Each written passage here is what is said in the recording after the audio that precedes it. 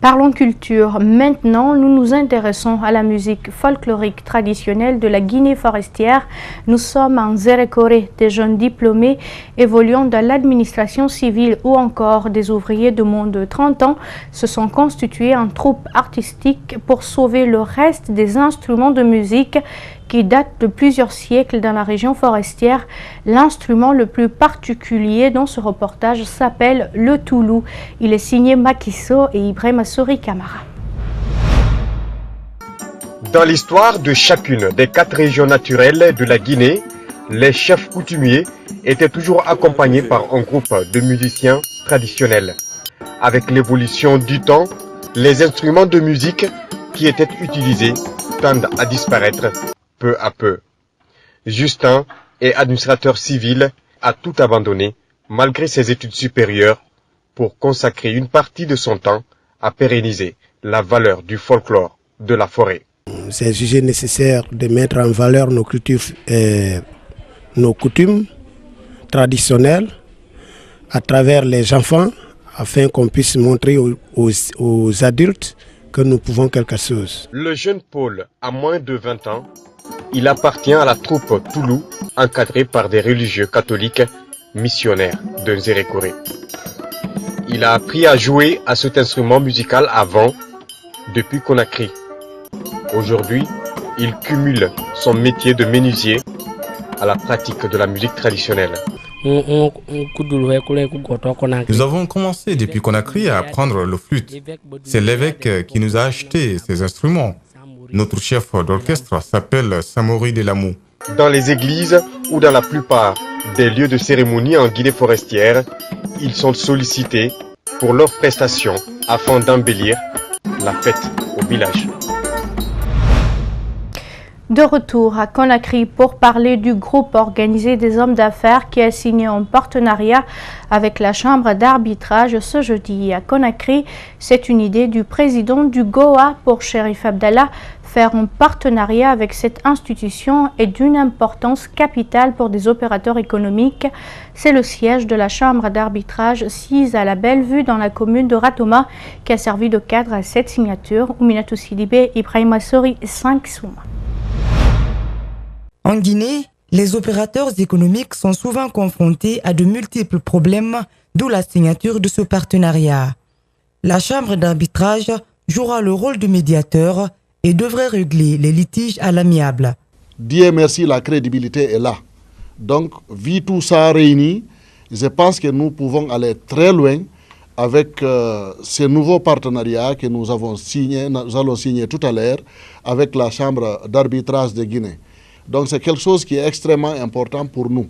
Parce qu'on peut nous inviter dans plusieurs endroits, mais on ne peut pas aller dans n'importe quel endroit.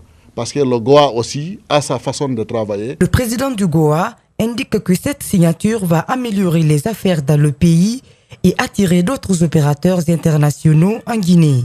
Avec la Chambre d'arbitrage, qui est une juridiction qui font la médiation, qui font l'arbitrage dans la plus grande discrétion.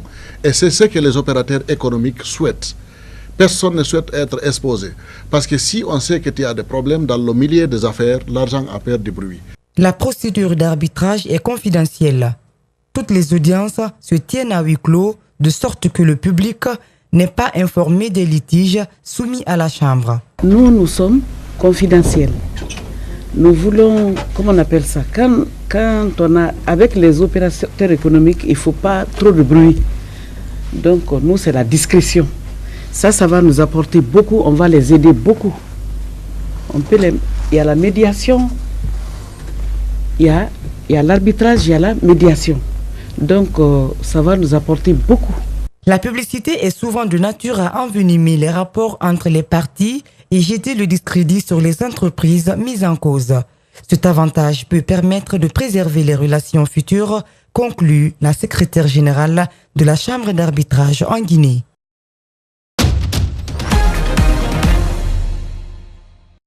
Ailleurs dans le monde, au Nigeria, plus de 40 personnes ont été sorties vivantes après l'effondrement mercredi 13 mars d'un immeuble de 4 étages à Lagos, selon le directeur de l'agence de gestion des urgences de l'État de Lagos, alors que de nombreuses personnes, dont des enfants, sont pris au piège dans les décombres.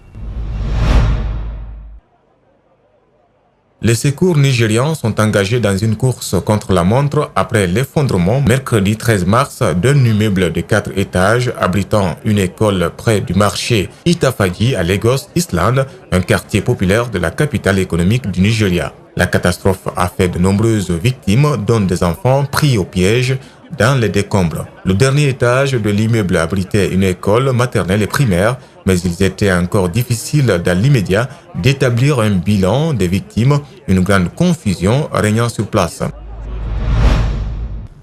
Et les boîtes noires du Boeing 737 MAX d'Ethiopian Airlines qui s'est écrasé à l'est d'Addis Abeba, faisant 157 morts, arrivent en France ce jeudi 14 mars au bureau d'enquête d'analyse pour y être étudiés. En attendant, les passagers américains prévenus au dernier moment de la décision des États-Unis de clouer au sol les Boeing concernés ont vu leur vol annulé à l'aéroport de Miami.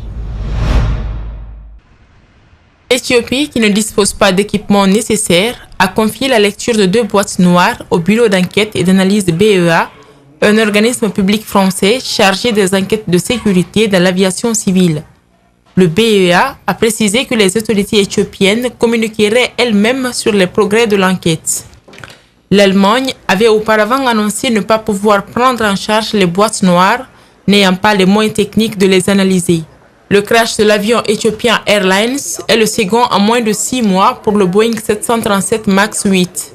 Dans des circonstances similaires, un avion du même type de la compagnie indonésienne Lion Air s'était abîmé en mer au large de l'Indonésie en octobre, faisant 189 morts.